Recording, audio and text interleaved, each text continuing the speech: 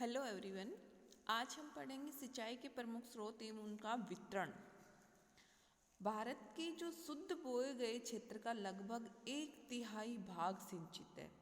भारत में उष्ण जलवायु है, अनिश्चित तथा असमान और लघु अवधि की मानसूनी वर्षा होती है। तो इस कारण से भारत में कृषि हेतु सिंचाई के साधनों के विकास की ज़रूरत है। और देखो हमारे यहाँ पर जो बारिश होती है वो भी अनिश्चित है, असमान और लघु अवधि यानी कि 4 महीने में होती है। यहाँ सिंचाई के जो साधन है वो 3 प्रमुख साधन है, जिसमें नहरें हैं, ये धरातलीय जल संसाधन है, कुआं एवं नलकूप ये भूमिगत जल संसाधन है, और तीसरा है तालाब, ये धरातलीय जल संसाधन है।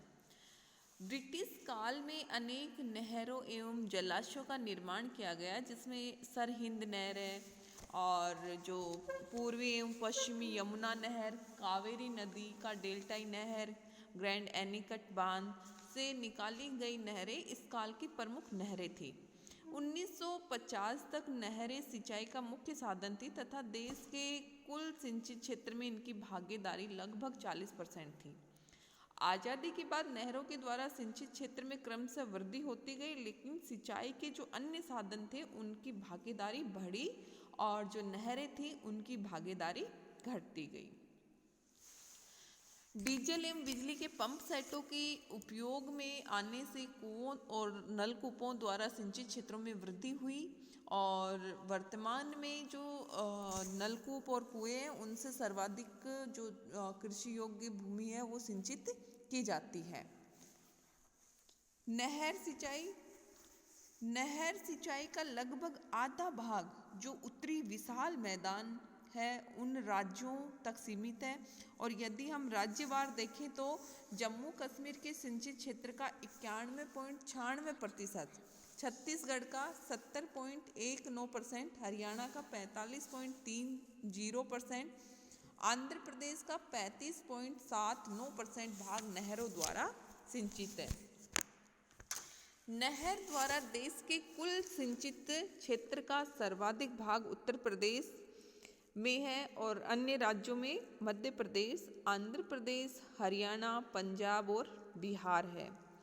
यहाँ पर कुछ प्रमुख नहरें हैं, जिसमें सरहिंद नहर है। ये है नहर सतलज नदी से निकाली जाती है और ये पंजाब और हरियाणा के क्षेत्रों को सिंचित करती है।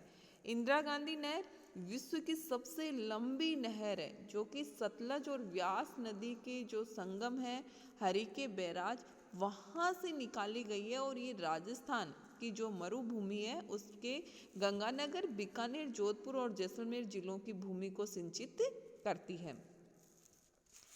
त्रिवेणी नहर ये गंडक नदी से निकाली गई है और ये बिहार की भूमि को सिंचित करती है। शारदा नहर ये उत्तर प्रदेश की ये नहर है, वो शारदा नदी से निकाली गई है। एडन नहर ये पश्चिम बंगाल की में ये नहर निकाली गई है और वो दामोदर नदी से निकाली गई है।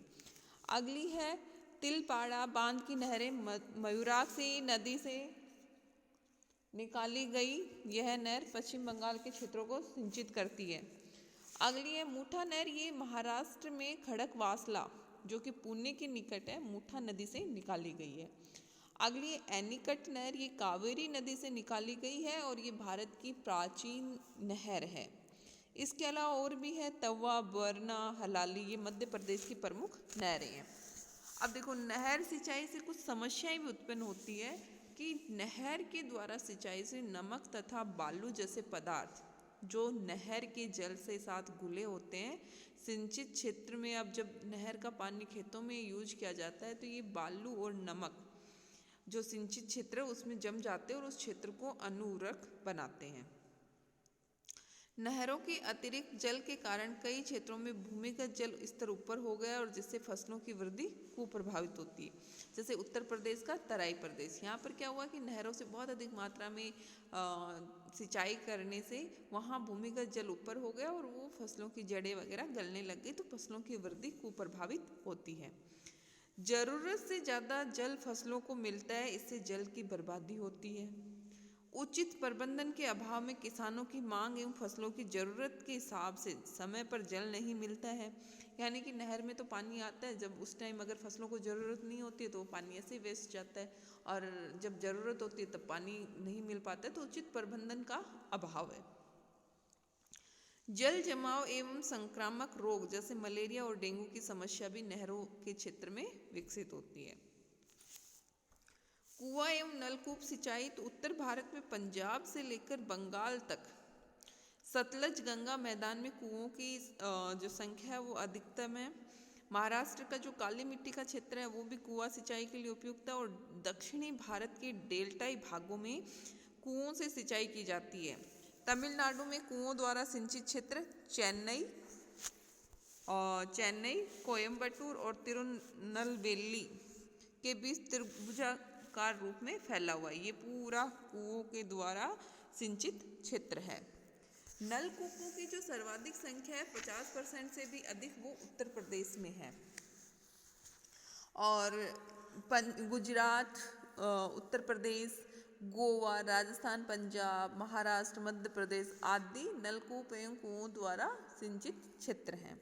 अब देखो इसके लाभ क्या है, तो सबसे पहले लाभ है कि कुओं और नलकूपों के द्वारा जो हरित क्रांति थी उसका विस्तार अन्य क्षेत्रों में हुआ। पहले तो हरित क्रांति नहरों वाले क्षेत्र में केंद्रित थी, लेकिन बाद में कुओं और नलकूपों के विकास के कारण ये इसका विस्तार है वो अन्य क्षेत्रों में हुआ।